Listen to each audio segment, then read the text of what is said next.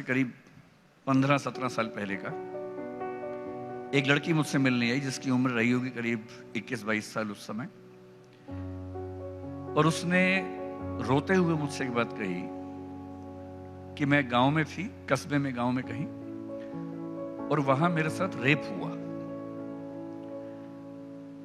और जिस तरह से उसने डिस्क्राइब किया बहुत ही घबराने वाली बात थी।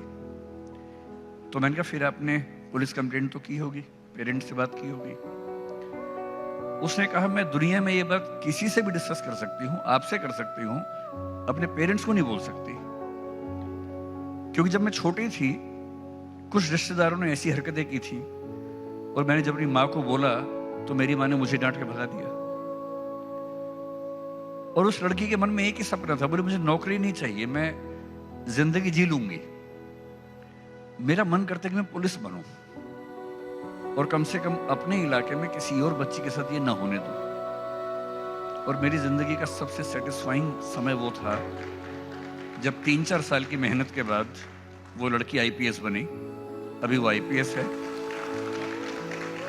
अब क्योंकि ये एग्जाम्पल मेरी तबीयत थोड़ी खराब है, थोड़ा बियर करना पड़ेगा आपको। अभी एग्जाम्पल क्योंकि बहुत पर्सनल है तो मैं नाम तो रिवील नहीं कर सकता हूँ, लेकिन मुझे खुशी है कि उसने अपना वायदा निभाया और वो जहां है बहुत सारी बच्चियों की हेल्प कर पा रही है। तो मुझे चिंता इस बात से होती है, अगर कोई अपने पेरेंट्स से ये बात भी नहीं कर पा रहा कि मेरे साथ ऐसा हुआ, तो सीखने की जरूरत इस बच्चे को या पेरेंट्स को। और मेरे ख्याल से हमारे देश में कोटा में जो सुसाइड्स इतने सारे होते हैं, दिल्ली में तो क्योंकि बच्चे बड़ी उम्र के होते हैं, समझदार हो जाते हैं, लेकिन कोटा में तो बहुत छोटे बच्चे होते हैं।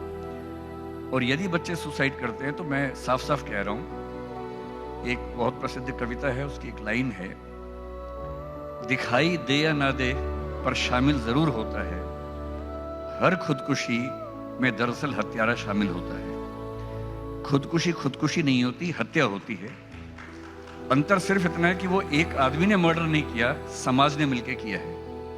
और जब समाज मर्डर करता है तो वो खुदकुशी उसका नाम है। और समाज एजेंट बनाता है पेरेंट्स को, और पेरेंट्स गलत नहीं होते हैं। पेरेंट्स में अपना प्रेशर बहुत ज्यादा है सोसाइटी का। मैं ये नहीं कह रहा कि पेरेंट्स को टांग दीजिए, पेरेंट्स पर भी बहुत प्रेशर है, लेकिन पेरेंट्स को समझना पड़ेगा कि अगर समाज के प्रेशर को उन्होंने बढ़ा के या उतना का उतना बच्चे पर डाल दिया तो फिर पेरेंट होने का मतलब क्या हुआ। तो पेरेंट्स को तो ढाल होना चाहिए अपने बच्चों के लिए, ना कि और प्रेशर क्रिएट करने वाला मैकेनिज्म होना चाहिए। तो उनकी ट्रेनिंग जरूरी है। सर थोड़ा सा आपके टीचिंग स्टाइल की बात करते हैं। विकास सर, मैंने सुना है कि आप इंग्लिश में भी कोचिंग लेते हैं, पर उसमें आप 40% हिंदी बोलते हैं। ये क्या बात है? मतलब इंग्लिश बोलना इतना जरूरी, इंग्लिश में पढ़ाना इतना जरूरी, अगर हिंदी फिर भी बोलनी पड़ रही है तो, या कोई और कहानी है इसकी? नहीं, इसकी दूसरी कहानी है। मतलब हमें अंग्रेजी बोलने में दिक्कत नहीं है, हम 3 घंटे की क्लास इंग्लिश में लेते हैं, ऐसी कोई दिक्कत मुझे नहीं है। प्रॉब्लम ये है कि जो बच्चे आईएएस के लिए पढ़ने आते हैं हमसे, उनमें से 90% वो है इंग्लिश मीडियम में, जो इंग्लिश मीडियम के बच्चे हैं। इंग्लिश उनके लिए लिखने का मीडियम है, समझने का नहीं है। और कम से कम जोक्स का तो एकदम नहीं है, हंसी मजाक का तो एकदम नहीं है। So when I took the first class in English medium, I continued in English for almost 3 hours, and then one of the students asked me, "Sir, you are speaking in English." मैंने कहा, "That's what I'm supposed to. This is an English medium class." तो बच्चों ने मुझे कहा, "नहीं sir, English medium का मतलब हम जो समझते हैं, लिखवा इंग्लिश में दीजिए, टर्म्स इंग्लिश की यूज कीजिए, पर बोलिए हिंदी, क्योंकि हमें समझ हिंदी में आता है." And this is good. We are using English as a cognitive language of learning. Why should we use English as the mother tongue? Why should we use English as the language of jokes and humor? हम अपने तरीके से use करेंगे भाषा को। पर sir, English speaking वालों का कोई एज है क्या हिंदी बोलने वालों के ऊपर? जरूरी नहीं है। इज्जत तो उन्हें ज्यादा मिलती है। हाँ, ये है हमारे समाज में, यदि कोई इंग्लिश बोले तो लोग मान लेते हैं कि ये बहुत ही समझदार व्यक्ति है, चाहे वो कितनी भी खराब बात बोल रहा हो। और हिंदी वाले को एक प्रेशर होता है ये साबित करने का कि नहीं, मैं अच्छी बात बोल सकता हूँ। मैं आपको एग्जांपल देके समझाता हूँ। हम आईएएस के इंटरव्यूज जब लेते हैं, मॉक इंटरव्यूज, अगर किसी बच्चे की बैकग्राउंड में लिखा हो कि उसने इंग्लिश ऑनर्स किया, मास्टर्स इन इंग्लिश किया, हम प्रिज्यूम करते हैं कि बहुत समझदार बच्चा होगा, कई बार गलत भी साबित हो जाता है। और अगर कोई बच्चा संस्कृत से या उर्दू से या अरेबिक से पढ़ के आया हो, हमारी प्रिजम्पशन होती है कि उस बच्चे के पास बहुत कम चीजें होंगी, विजडम कम होगी। गलत प्रिजम्पशन है। उस बच्चे को कम से कम 10 मिनट तो ये साबित करने में लगते हैं कि नहीं, मैं भी समझदार हूं, और उसके बाद फिर वो अपने आप को साबित करता है। ये सोशल प्रॉब्लम है। हमारी सोसाइटी इंग्लिश को ओवर वैल्यू करती है, जबकि भाषा क्या है?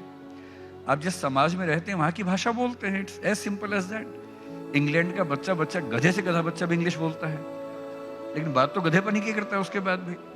और हिंदुस्तान का बच्चा, हिंदी बेल्ट का बच्चा हिंदी सीखेगा तो हिंदी में बात करेगा। समझदारी और भाषा कोई ऐसा नेसेसरी लिंक थोड़ा ना है कि समझदारी एक भाषा में ही आएगी, किसी में भी आ सकती है। सर, यंगस्टर्स को पढ़ाने के लिए आप भी ह्यूमर का सहारा लेते हो। बहुत सारे लोग अब ह्यूमर का सहारा लेने लगे हैं। पहले तो सिर्फ लड़की को इम्प्रेस करने के लिए ही सेंस ऑफ ह्यूमर का सहारा लेना पड़ता था, अब पढ़ाने के लिए भी लेना पड़ता है। जब मैं छोटा था, मैं हरियाणा से हूं, तो जो बात आपने कही, हमारे स्कूल में कहावत थी लड़कों के बीच में कि अगर किसी लड़की को इम्प्रेस करना, उसे हंसाओ।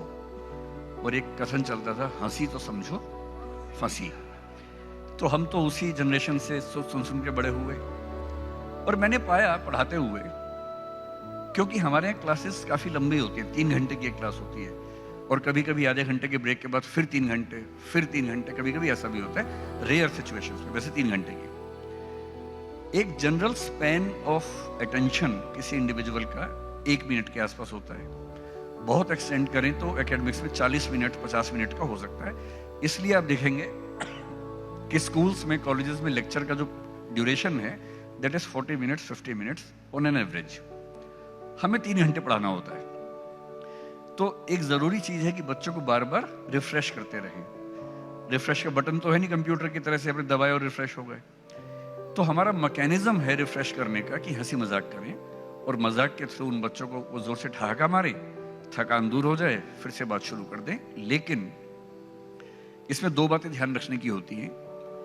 एक तो हंसी मजाक इतना ना हो कि मेन कंटेंट छूट जाए, ऐसा भी कई बार होता है।